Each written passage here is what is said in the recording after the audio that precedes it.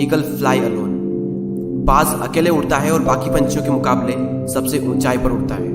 बाज अकेले उड़ेगा लेकिन कभी भी चिड़िया और छोटे पंछियों के साथ नहीं उड़ेगा। बाज हमेशा या तो बाज के साथ उड़ता है या फिर अकेला उड़ता है।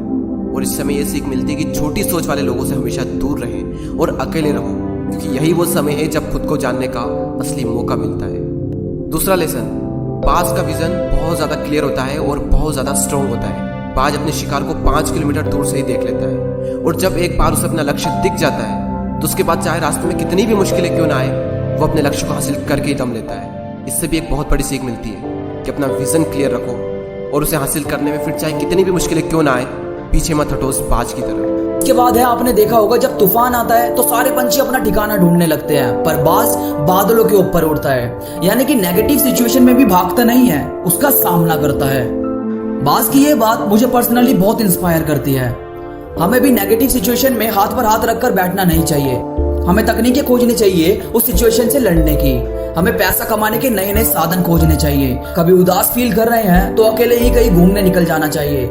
इसलिए रो मत नेगेटिव सिचुएशन में, बस हंसकर तैयार हो जाओ कि अब ये कुछ नया सिखा कर जाएगी। 70 साल औसतन उम्र होती है। 70 साल ईगल का उम्र होता है। लेकिन इसकी कहानी का ट्विस्ट क्या है, और वो ये है कि 40 साल जब ये हो जाता है तो इसकी जो चोंच है ये बेंड हो जाती है, आगे से सॉफ्ट हो जाती है, शिकार नहीं कर पाता है। When he reach 40, इसकी चोंच बेंड हो जाती है, सॉफ्ट हो जाती है, शिकार कर करके शिकार नहीं कर पाता। इसके जो पंख हैं जिससे उड़ता है वो इतने भारी हो जाते हैं कि वो छाती से चिपक जाते हैं, इतने भारी हो जाते हैं कि छाती से चिपक जाते हैं, इसको उड़ने में तकलीफ होती है। इसके जो पैर हैं जिससे झपटा मारता है वो नाखून टेढ़े हो जाते हैं, कर करके 40 साल। अब इसके पास चॉइस है कि 40 साल के बाद मर जाए, क्योंकि उड़ सकता नहीं है, शिकार कर नहीं सकता, पंख भारी हो गए, उड़ना दिक्कत, शिकार पकड़ नहीं सकता क्योंकि पैर के नाखून खराब हो गए, और पकड़ भी ले चोंच से उसको मार नहीं सकता। अब इसके पास चॉइस है 40 साल में कि वो मर जाए।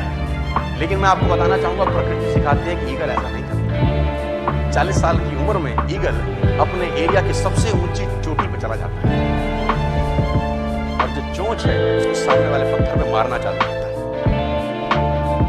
जब चोंच पत्थर पे मारी जाती है तो पीड़ा होती है, और वो पीड़ा सहता है, मार के पत्थर पे मार के खून निकलता है, लहूलुहान हो जाता है, दर्द से मर रहा होता है, लेकिन मारता रहता है और चोंच को तोड़ देता है।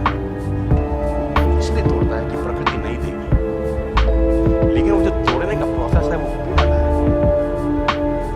सेम कहानी है, जो पैर के नाखून रहते हैं उसको रगड़ता है शिला के ऊपर, रगड़ के तोड़ देता है उसको।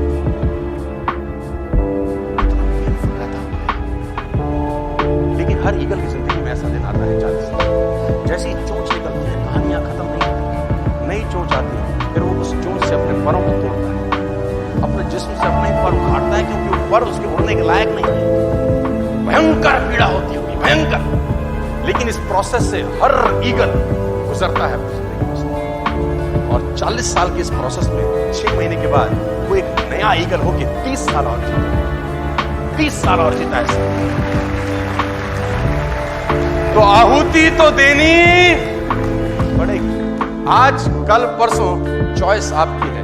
मैं फिर कहता हूं, आज कंफर्टेबल हो जाएंगे तो जिंदगी अनकंफर्टेबल होगी, आज अनकंफर्टेबल हो जाएंगे तो जिंदगी